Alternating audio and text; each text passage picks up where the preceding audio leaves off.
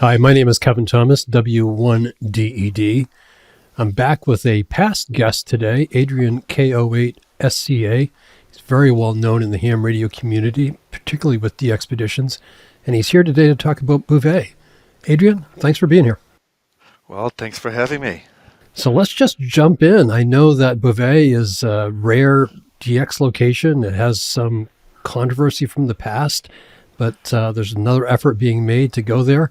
You're going to be part of it. Tell me about this. Well, indeed, Bouvet is a very special and complicated location to get to.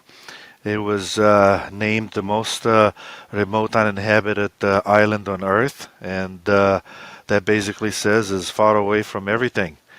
It's far away from the shipping lanes, so getting a boat to go there for you, it will be very expensive, and so that's why for ham radio operators, it's the number 10 in the ClubLog list. That basically says it all.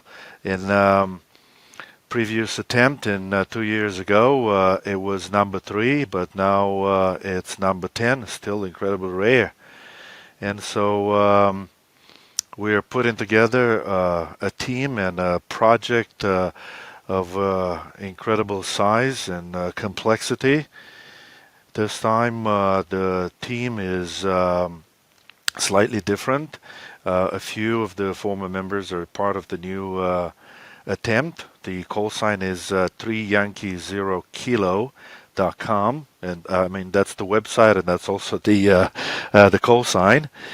We have a lot of pictures there and more details, but in short, what's different and amazing is the fact that we're able to secure a very large boat. It's an icebreaker.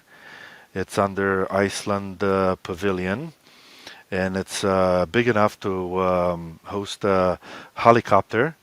And so also this time we are making the trip slightly shorter, about a week, because both the departing and the return point are in Cape Town, South Africa. The boat will come from Iceland and will have a long voyage to Cape Town, but that's where the team will board the large boat and the container with all the equipment and radios and everything that we need for survival. Basically, the trip is more or less about 36 days. And the plan is to be around the island for about 3 weeks. And so we'll be using the helicopter to land on Bouvet and set up 2 camps. Another thing that's going to be different this time is the fact that in addition to the main camp, we will have a second camp that will be dedicated to North America. This will allow us to put in the log a lot more people that need it from this part of the world. And so this is only possible because a helicopter is engaged. Of course, the main downside for using a large boat and helicopter is the price. Our budget is about 1.6 million.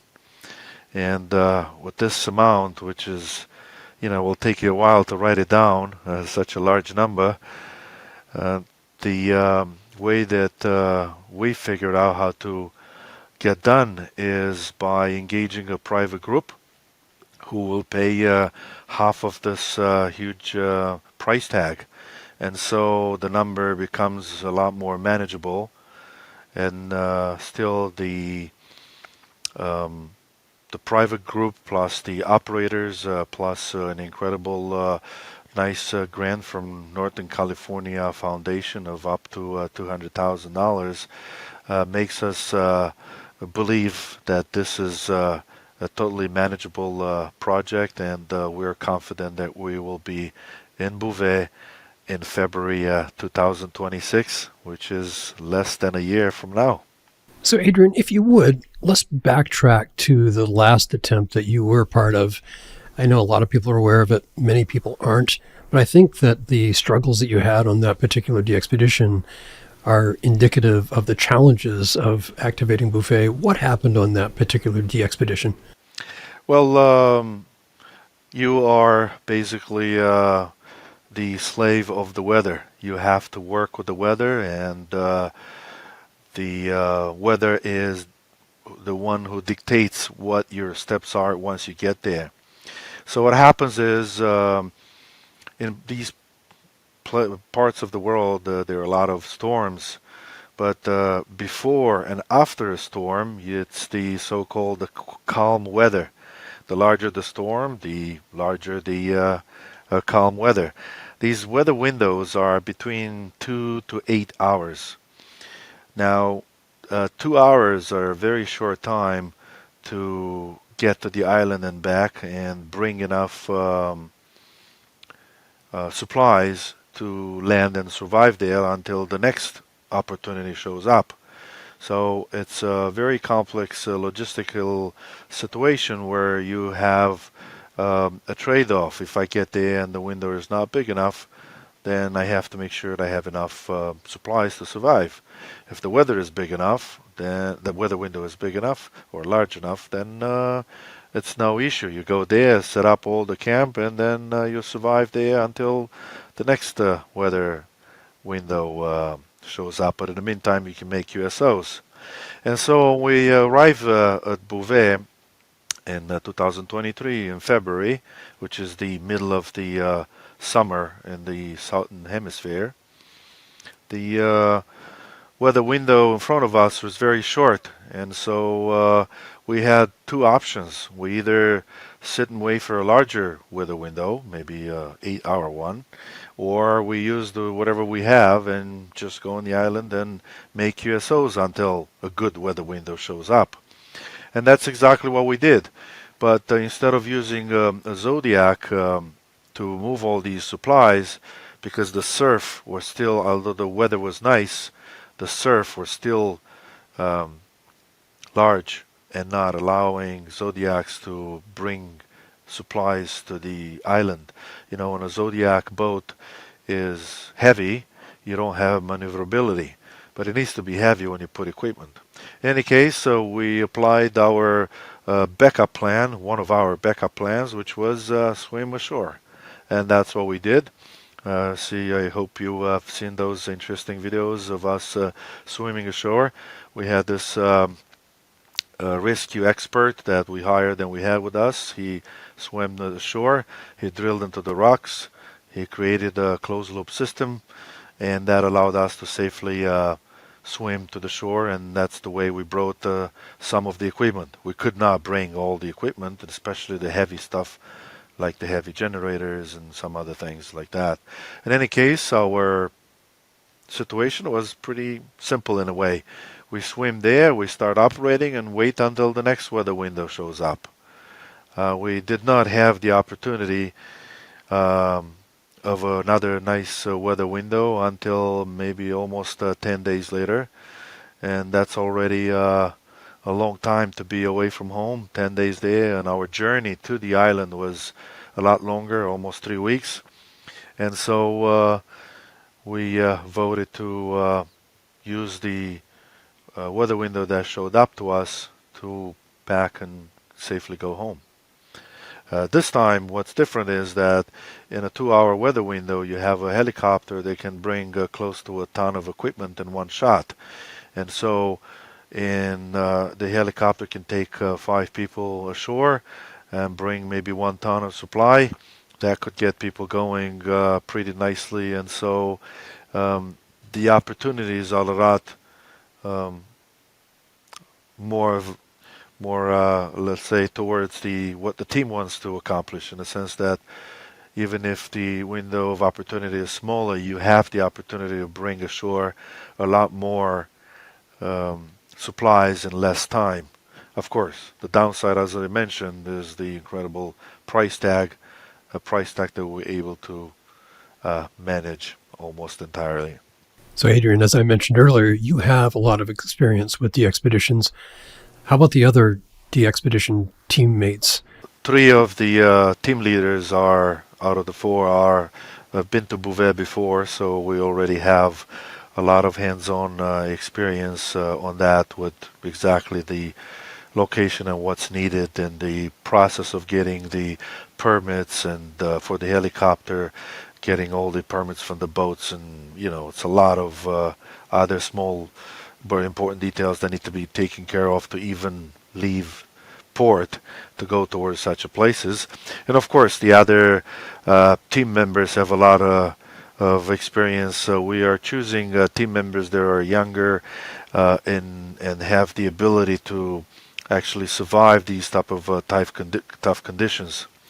Another thing that I would like to mention in particular is that Krasi K1 Lima Zulu, together with his crew at the famous worldwide contest station, is part of the team, and he is actually the team leader, the team technical leader, let's call it, in charge of anything that has to do with radios, antennas, and anything basically that makes QSOs. His experience and his with his top of the line station in Norton, Maine, which encounters similar, tough weather conditions like in Bouvet.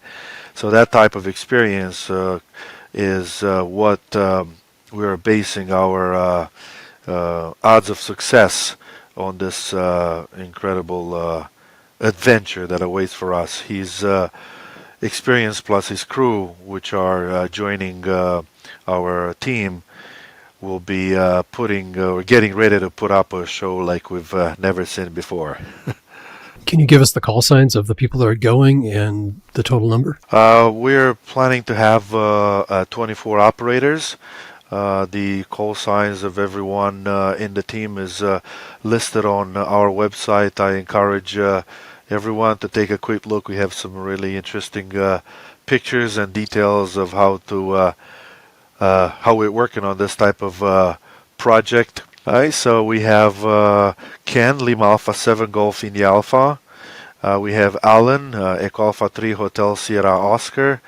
We have Caesar, Victor Echo 3 Lima Yankee Charlie. Of course, we have Krasi, as we mentioned, Ken K1 Lima Zulu. Roman, Romeo November 5 Mike. Lima Uniform 9 Echo Sierra Delta Manu.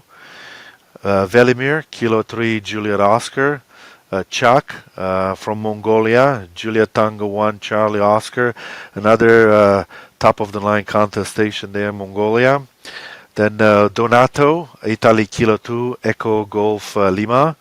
Felipe, X-Ray Quebec 7 India Romeo. Dennis, Kilo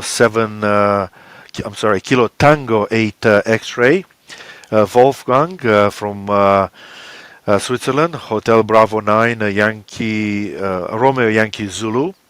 Vlad, Oscar Kilo 2 Whiskey X-Ray. John, Foxtrot 5 Victor Hotel Quebec. Bob, Whiskey 9 Alpha Papa. Greg, Kilo Papa 4 Papa Kilo. Guidimi from Iceland, Tango Fox 3 Sierra Golf. Vadim, United Tango 6 Uniform Delta. Stian from Norway, Lima Bravo 5 Sierra Hotel. And our pilot and media officer, James, Kilo Bravo 2 Fox Mike Hotel, who will not be joining us in the team, but he will be our interface to the world. So that he ensures that we will get up-to-date information from the ham operators worldwide regarding our DXpedition. Well, it's certainly an impressive list. A lot of call signs that I recognize, and I'm sure many people will recognize all of them. So you said that Krasi is going to be responsible for the technical part of the trip. Is there any equipment or antenna changes from the 2023 plans? Yes, certainly. At this time, because we're not restricted in weight that much, because the helicopter can carry a lot more equipment, our main issue remains the wind. So the antennas still need to be light. But basically, we will have vertical antennas for the low bands on 160, 80, 40, and 30. For 80 and 40, we're planning to have 4 square. Remember, we will have 2 different cams. and so we will be able to operate in the same band, different modes, so that when a band opens, we can operate in both SSB, CW, and FD8. For the high bands, we will use monobanders. The reason we do so is because a monobander is a lot lighter and gives us a lot of weight. Still, our masts will be retractable. We will adjust the height based on the weather, and so that will also help us with the North American camp, which will need a slightly higher elevation in order to reach most of North America. We will have receiving antennas as well, mostly loops that are ground independent. We are currently negotiating with ICOM to use ICOM radios for all 12 radios that we're planning to use for the two camps. And what does a schedule look like, Adrian? I know that this isn't an exact science, but when do you plan to depart, and how many days do you think that you'll be operating? Well, the plan is to depart on February 1st from Cape Town. We will be at sea for about 7 days. So 1 week later, we will be at Bouvet. If the weather is good, we will be starting our landing right away. If the weather is not good, we'll wait. Again, we have the advantage of taking advantage of the smaller weather windows. A small weather window is considered about 2 hours. A helicopter ride is about 5 minutes the most. Probably unloading is 10 to 15 minutes, let's say, and another 5 minutes to fly back. And so overall, if we do simple math, it will take about half an hour more or less for a flight to the island. So theoretically, a 2-hour window, which is the smallest one we can take advantage of, will allow about 4 flights, which means quite a few tons of equipment, and that will allow us to get on the air as soon as possible. But regardless of the weather, we have 3 weeks dedicated for the boat to be by Bouvet. If we're lucky and we take advantage of the whole 3 weeks, that's perfect. If not, then that gets reduced. But based on our experience, we will encounter at least one weather window in the first few days of arriving to Bouvet. So after 3 weeks around the island, then we have another week of our journey back to Cape Town. So about 36 in total, 36 days approximately. Anything else to add before we wrap up? We are still trying to raise funds. We're almost done with meeting our budget. And I would like to say that most of the money that we're raising goes towards paying for the boat and its crew, also for the helicopter and its fuel. A helicopter has to come with a pilot and a backup pilot, so 2 helicopter pilots. Also, it's mandatory to also bring a helicopter engineer, so you also have to pay a third person for the helicopter, so 2 pilots and an engineer. And so we also have the fuel for the camp, and so that's another expense. It's fuel that will be loading in Cape Town, and that put together gets us close to the $1.6 million of our budget. We do have support of a lot of clubs and HEMA around the world that supported us already, and we also have the support of the large of companies in hamradio world. We have them all listed on the website, but I would like to mention in particular DICOM and DX Engineering and RF Kit, who is donating the famous 2 kilowatt amplifiers that we tested in previous DXpeditions, in particular Bouvet Island last year. And so we are looking for support and donations, and all the details again are on our website 3yankee0kilo.com.